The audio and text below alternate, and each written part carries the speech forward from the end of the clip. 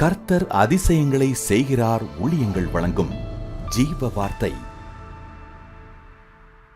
இந்த நாளுக்காக ஏசப்பாவுக்கு நன்றி செலுத்துவோம். ஆண்டவர் நல்லவர், பெரியவர், அதிசயங்களை செய்கிறவர்.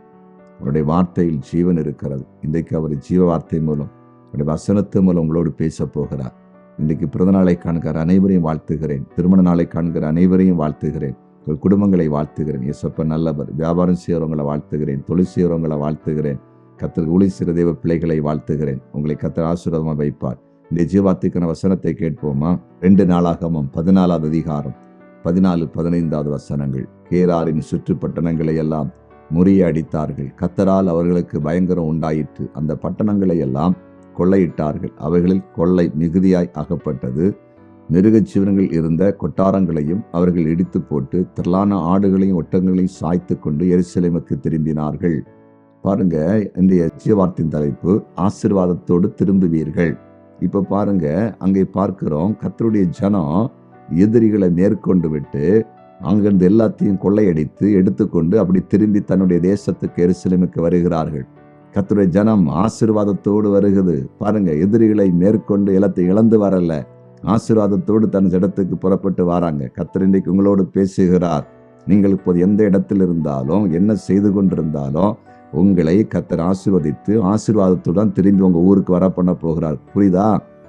வெளிநாட்டில் இருக்கிறீங்களா? வெளிநாட்டில் பணி செய்து கொண்டிருக்கிறீங்களா? நல்ல நிரந்தர வேலை இல்லையா? சம்பளம் சரியா கிடைக்கலையா? பணம் வரலையா? எப்படி பணம் இல்லாம ஊருக்கு போகுதுன்னு நாட்களை கடத்தி கொண்டிருக்கிறீங்களா? பயப்படாதீங்க. அங்க கர்த்தருடைய அற்புதம் நடக்க போகுது. சீக்கிரம் ஊருக்கு வரப்போறீங்க. ஆசீர்வாதத்தோடு வரப்போறீங்க. கர்த்தர் உங்களை மேன்மைப்படுத்த போகிறார். எப்படி ஆசாவுடைய ஜனங்களும் எருசலேமுக்கு வரும்போது எதிரிகளை வீழ்த்தி எதிரிகள் பொருட்களை கொள்ளையடித்துக் கொண்டு சந்தோஷமாய் வந்ததை போல நீங்க வருவீர்கள். யோசேப்பு நாட்கள்ல பாருங்க, எதிரிகள் சூழ்ந்தாங்க. அன்றைக்கு அவர்கள் எதிரிகளை முறியடித்து எதிரிகளுடைய பொருட்களை எல்லாம் கொள்ளையடித்துக் கொண்டு எருசலேமுக்கு வந்தார்கள்.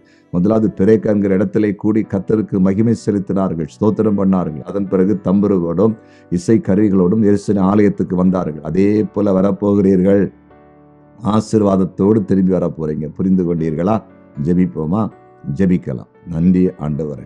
எப்படி ஆசாவும் தன் ஜனங்களும் ஆண்டவரே ஸ்தோத்திரம் எதிரிகளை கொள்ளையிட்டு எதிரிகளை முறியடித்து கொள்ளையிட்டு ஆசீர்வாதத்தோடு திரும்பி வந்தாங்களோ, அதே போல உம்முடைய பிள்ளைகளுக்கு நீர் அற்புதம் செய்யும்படியாய் ஜெபிக்கிறேன். எந்த இடத்தில் இருந்தாலும் அந்த இடத்துல உம்முடைய பிள்ளைக்கு ஆசீர்வாதங்கள் வரட்டும்.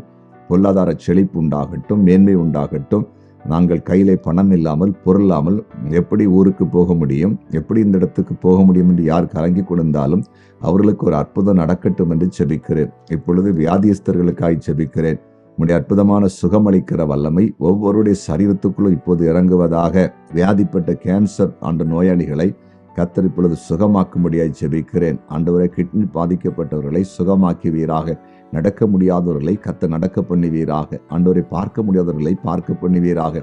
கேட்க முடியாதவர்களை கேட்க பண்ணுவீராக. தோல் வியாதிகள் விலகி போகட்டும் என்று ஜெபிக்கிறோம். ஆண்டவரே, குறிப்பாக பிரிந்து வாழுகிற குடும்பங்கள் இணையட்டும் என்று ஜெபிக்கிறோம். வழக்குகளை சந்தித்துக் கொண்டிருக்கிற குடும்பங்களில் ஒரு சமாதானம் உண்டாகட்டும், வழக்குகளில் விடுதலை உண்டாகட்டும் என்று ஜெபிக்கிறோம். தேவனால் கூடாத காரியம் ஒன்றுமில்லை.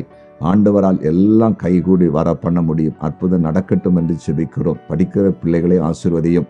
அன்று வேலை இல்லாதவருக்கு நிரந்தர வேலையை கொடும். வியாபாரம் செய்கிறவங்களை கர்த்தர் ஆசீர்வதிப்பீராக. குழந்தை இல்லாதவருக்கு குழந்தை பாக்கியத்தை கொடும். எங்கள் ஜெபத்தை கேட்டு நன்றி. இயேசுவின் நாமத்தில் பிதாவே, ஆமேன், ஆமேன், ஆமேன்.